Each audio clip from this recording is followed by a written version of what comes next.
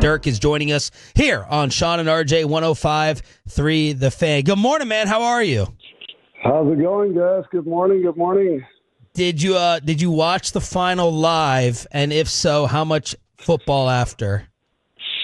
I didn't watch a lot of football yesterday. I watched, of course, the tennis. I mean, I'm a big tennis guy, as you guys know, and so I was locked in the TV. And gotta say, Carlos was a level up yesterday. He's too good for Sinner, and so it wasn't. I mean, it wasn't really close there. The second set, obviously, Sinner won, but Carlos had it going. The whole tournament didn't lose a set, leading up to the final. So this was his final to win, and he came through. And football, I obviously watched the Cowboys on Thursday, but I didn't watch much yesterday. Much else, just some highlights. Did you have a rooting interest in the tennis? Like, do you have a favorite player? Or? I mean, that era with Nadal, Federer, and Djokovic are slowly, obviously, going to an end with Djoko almost near retirement, and so that's the era I love the last 2 decades. So that's going to be a little tough, but I like where obviously the game is headed. Every sport is getting more and more athletic. Really, if you see these guys, how. I was at the French Open final when Sinner and Alcaraz pounded the ball for 5.5 hours back and forth. It was one of the most incredible matches I've ever seen. And I watched tennis since I'm probably 6 years old. It's just every sport develops so much with these guys getting stronger, more athletic, know more about training, more about nutrition, and it's just a different level these days. So it was, but yesterday didn't quite live up to the hype. Yeah, but that rivalry is going to be great for the next 10 years plus. So, do I really have a favorite? I mean, they're both so different. Sinner is kind of quiet, goes about his business, and Alcaraz obviously super fan favorite, gets everybody fired up, is super emotional out there. So it's complete opposites, and that's also what makes it fun, the whole rivalry. But Dirk, who was like your all-time favorite, just personal taste? Like for me, it was Agassi growing up, but I knew Agassi all-time was not better than Sampras. Like who was like the all-time closest to your heart with their style that you rooted for the most? I was a big Boris Becker guy, Steffi Graf. Those are some of the guys why I started playing. There was a huge tennis boom in the late 80s, early 90s in Germany because of these two. Obviously, Steffi won over 20 slams and one of the GOATs in female tennis, and Boris won Wimbledon at age 17, which was unreal back in the day. So those guys started me on tennis. So I've obviously watched and followed their whole careers, and I would say now in the newer era, I was a big Federer guy. He played so clean. He was a clean ball striker. He almost made it look effortlessly, and just his technique on the forehand, and just, I mean, he's probably the most skilled, most talented player ever. Honestly, I know he didn't win the most slams. But he just the way he hit the ball is I'm not sure we'll ever see somebody like that again. It is the Dirk Nowitzki Tennis Classic. It is taking place again this Saturday. Banner House, T-Bar in Dallas, Cooper Flag, Elvis, Devin Harris, Nash, a host of other celebrities are always here. Talk to us about this year's event. Yeah, I'm excited to do it again. The format's a little different. We moved it from SMU to last year to T-Bar M, and it's been a good turnout. And we moved the tournament indoors because it's still September. It's still pretty steamy out, so it's a little different format. But we had a great turnout last year there, and so come on out. Every dollar that obviously we take in is going right back out to all these great organizations in the Metroplex in North Texas. So come on out, support. It's a fun day. Usually, we have food stations, we have a bar, we have stuff for kids to play with, we have some tennis, and it's just super close to the action. There's a lot of interaction with all the celebrities. So, and we're super excited to host some of these guys again, and Cooper coming out we've never met. So I'm looking forward to having him. He's not much of a tennis player, but he wanted to come. He's more of a golfer, I hear. He's pretty good. But he wanted to come out and support, and that means a lot to me, and of course the foundation. So we're thrilled for another event, and we can't wait to get going. So one of this station's biggest events ever, we were the official host of the and partner of the Dirk Celebrity Baseball Game. So we saw all y'all swings, good and bad. Give us the tennis player, like the surprising star who's good, and then like maybe kind of on the opposite end. Well, baseball I didn't grow up with, so I was pretty rough with that. It looks so easy on TV, right? The way they swing at the ball, but actually the swing is so technical. It's crazy. I look like a complete beginner. And so I wanted to do something actually that I'm decent at. So I picked this tennis thing, and it's been going really great. Last year we had Klay Thompson out, and he tried, but it's a hard sport. It's a hard sport. If you didn't really grow up with it, it's a hard sport to learn when you're a little older.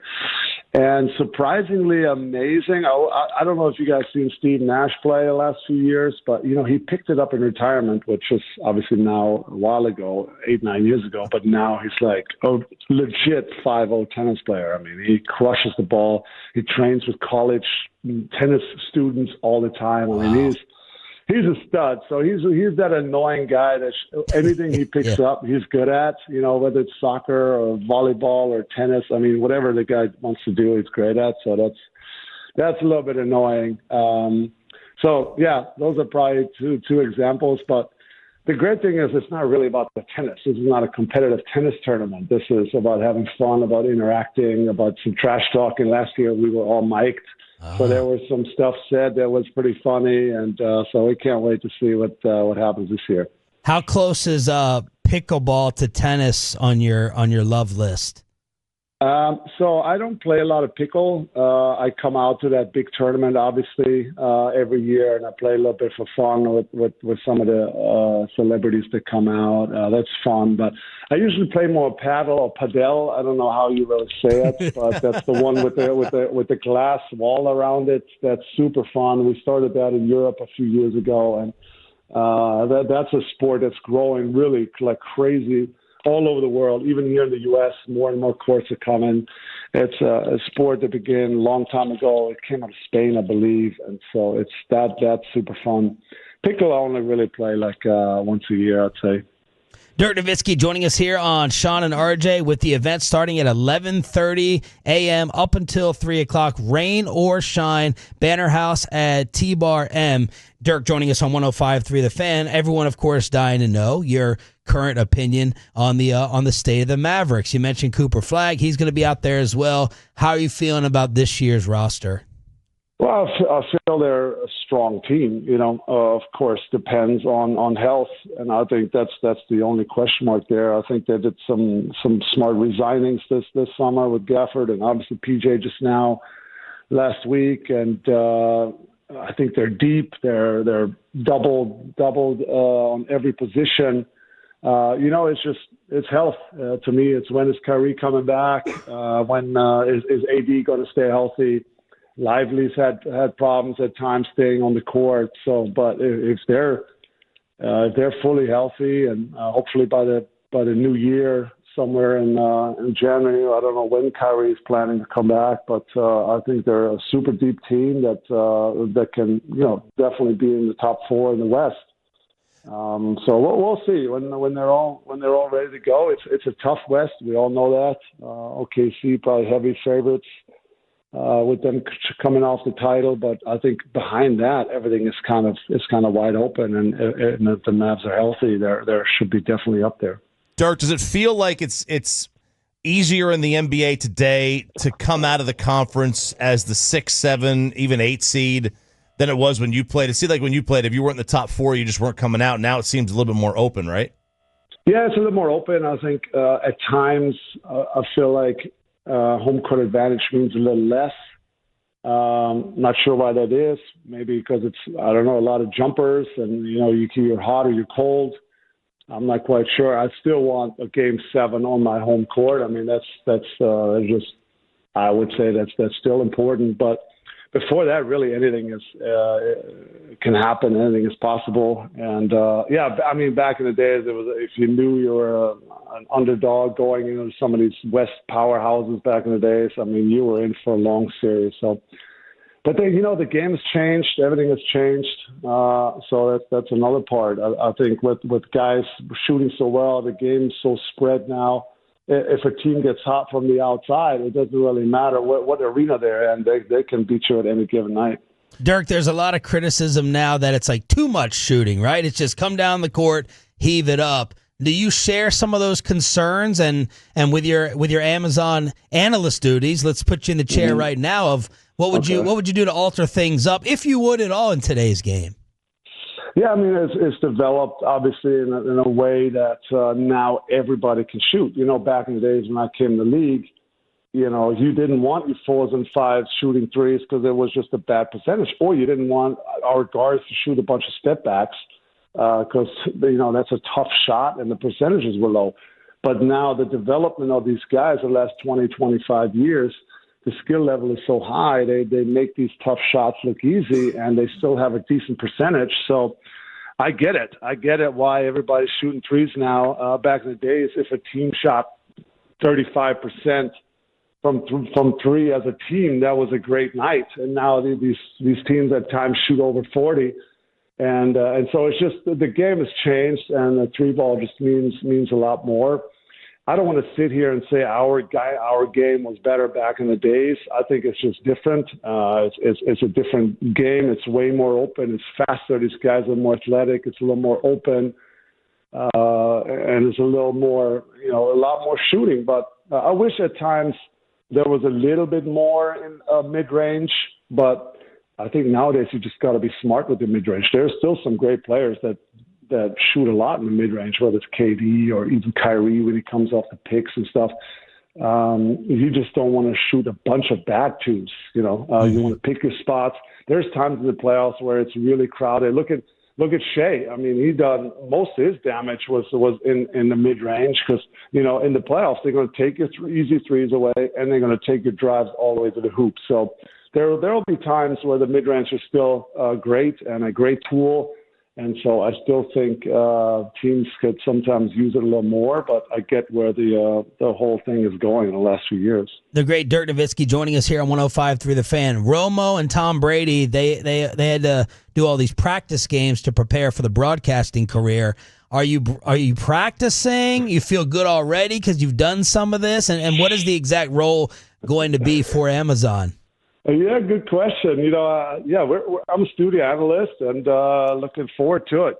I'm kind of getting anxious, not really sure. This is a brand new show, and some of these guys that I'm doing it with are all new, and so it's going to be interesting which direction this show is going to develop. So I'm looking forward to it. But I thought it was a great opportunity. Honestly, if you would have asked me 10, 15 years ago if I was going to be in broadcasting, I would have said there's no chance. So it's just something I kind of am interested in now, and it was a great opportunity to check out. And so we'll see how it goes. Honestly, I did some media training already when I committed last year, and just learning a few things behind the cameras and how does it even work, how do you even produce such a show, and so that was interesting. And then, we're doing some preseason games already as training next month. So I'm going to be in LA a lot already starting in October there once the preseason hits.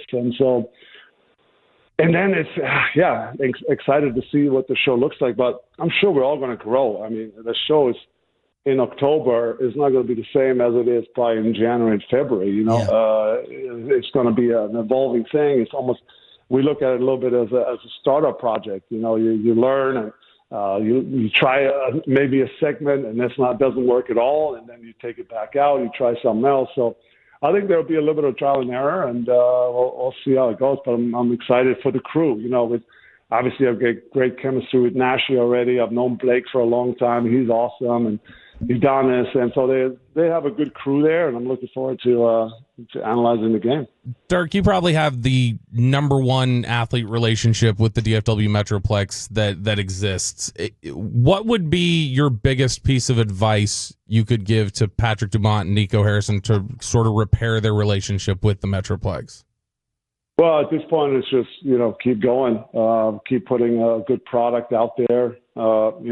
The trade is what it is. It happens. And, you want to show that you have the Mavs and the organization and the fans and they're obviously in your mind and at heart, and you want to put the best product out there that you believe is going to win and compete for years to come. And, obviously the owner has to show that he's willing to spend. And, obviously everybody's been talking about the second apron a lot over the last couple of months. So, the owner has to show he's willing to spend and then make this a great team for the next decade to come. So, I mean, that's really all there is to it. And, on paper, like I said, if they're healthy, the Mavs have a great team this year, and I think Cooper is going to have a great year. He's talented, he's athletic. The sky's the limit for him. So I think they're going to have a great year.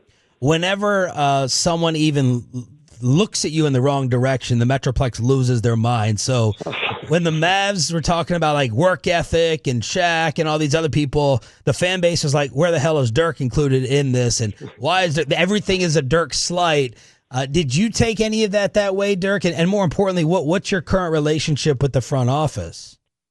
I don't really didn't take anything for too harsh. I don't think there was anything harsh said towards me. I was just minding my business. I'm not too involved in front office decisions these days. I try to go to practice a lot. What was that, 3 seasons ago? And kind of, Jay Kidd asked me to be around more and be part. And it felt a little weird to go to the gym every day and sit there and not really knowing my role. And so since then, I kind of pulled back again. And so I haven't really been involved the last couple of years. Of course, I'm a phone call away. I've met with Patrick. I've met with Nico over the years. But I'm not really part of the day-to-day business. So that's where it stands. And now, obviously, me going into some broadcasting, I'll be super busy starting here in October with the season. I'll be traveling to LA a lot. So I don't think anything's going to change anytime soon. But, like I said, I'm always a phone call away. If Cooper or anybody needs something, I'm obviously always here. Dirk, last thing, everyone kept talking about Luka conditioning, Luka nutrition, not taking it seriously. Maybe this is the moment that kicks his butt into gear. You, around the same age, really kind of turned everything around with your nutrition and stuff. Was there a specific moment that kind of triggered that kind of got to kick it into gear? Well, I was there in the 06 finals, and then we ended up losing, and I was super frustrated, and then I played in the World Cup that summer, so it was a super short off season for me. And I remember at the World Cup in Japan at the time, I did not feel good. I had some aches and pains, and I'm like, man, I'm only 28. I should be in my prime. I should be feeling great every day, waking up, ready to work out. I felt low energy. Obviously, it was a tough loss at the finals, and so then I started learning a little bit more about how to take care of your body and the stretching and the lifting and the massaging and the cold plunging and the diet. I mean, all that stuff that now is sort of everybody knows and takes for granted. And I don't want to say we didn't know much about it. We learned a little bit as we went. And, we still had guys eating cheeseburgers pregame and when I got in the league, and now everybody's vegan and gluten-free and just everything has changed. And I wish I would have learned a little bit earlier about how much nutrition can change everything. But for me, it was that 06 summer after the Miami Heat loss that really triggered some stuff for me that I changed, and obviously for the better, because I don't think you can play until 40 nowadays with up and down if you don't really take care of your body. And eat the right stuff, and it's going to be hard, especially in the long run. What was the main dish? Because everyone has the foil plate on Twitter. What was the main dish that was underneath the foil, or was it the same dish every single night that you'd walk in with your own plate? You know, a lot of stuff has been made of that to-go plate. I've seen it over the years. I've seen it come back all the time. You know, I just wanted, especially towards my latter years, I wanted to eat really healthy. And obviously we had catering after the games, but you know, I don't know if they cooked with some sort of butter or some oils or some. I just didn't know, so I wanted to bring exactly to the game what I knew. I knew exactly what it was cooked with, what was in there, and so I just wanted the perfect nutrition, basically after games to recover. Really, that was it. But I get it now. It still looks silly. Come walking in there with the foil plate. I should have maybe had a bag or something. Maybe in hindsight, looking back, that was a little silly. But it's part of my shtick now. It is the 7th annual Dirk Nowitzki Foundation Tennis Classic this Saturday at T-Bar M in Dallas. Cooper Flag, Joakim Noah, Steve Nash, and a host of others will be out there. The tickets include the reserve seat, limited edition event merchandise, everything we'll be telling you about throughout the week.